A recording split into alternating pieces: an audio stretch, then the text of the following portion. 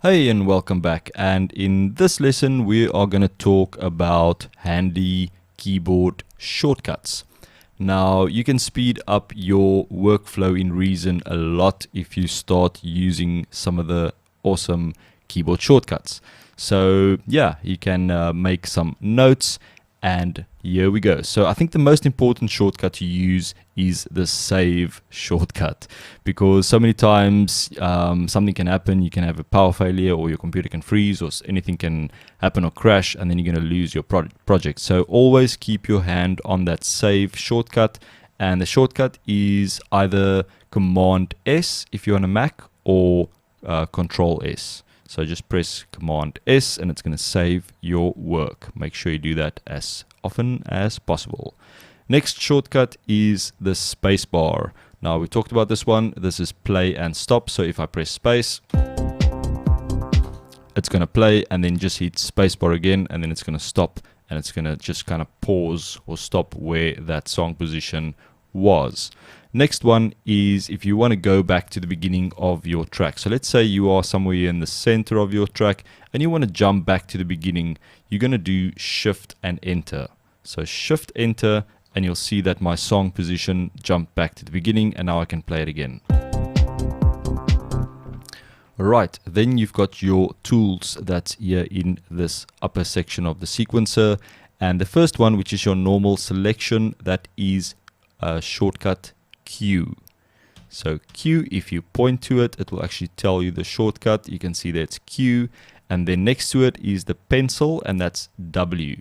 So you can see it's jumping there to the pencil, and Q is select, pencil is W.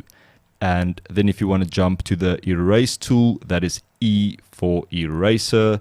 And if you want to jump to the razor tool, that is just next to the E, which is R for razor. So those are the kind of your four tools that you will probably use the most. So it's Q, W, E, R. Very, very cool. And then we've got our zoom selection that we have talked about often. So if you select anything in your sequence, you can just press Z on the keyboard, and it's going to zoom in to that selection. All right. And if you don't have anything selected, so let's say I select this section here, this green block, and if I press Z on the keyboard, it's going to zoom into that.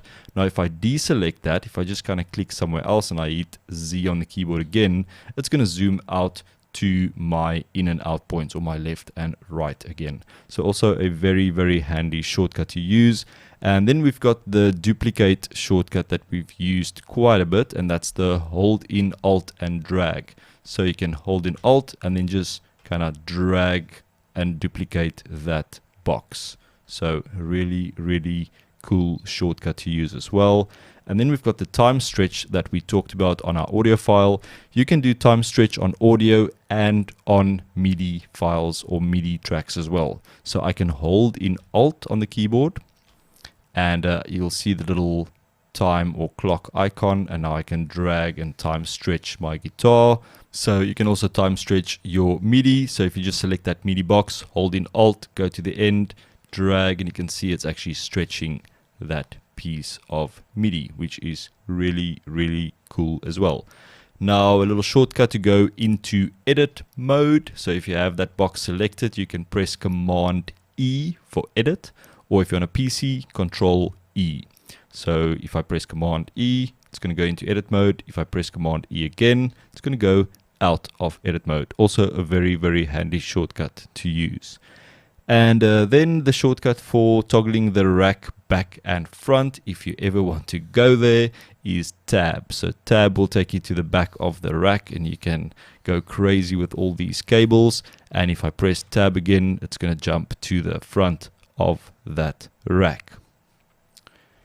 And the next shortcut is the click track. So you can see at the bottom, the click track is switched off. And if I press C on the keyboard for click, that will enable it. And if I press C again, it's going to disable that click track. Also very handy.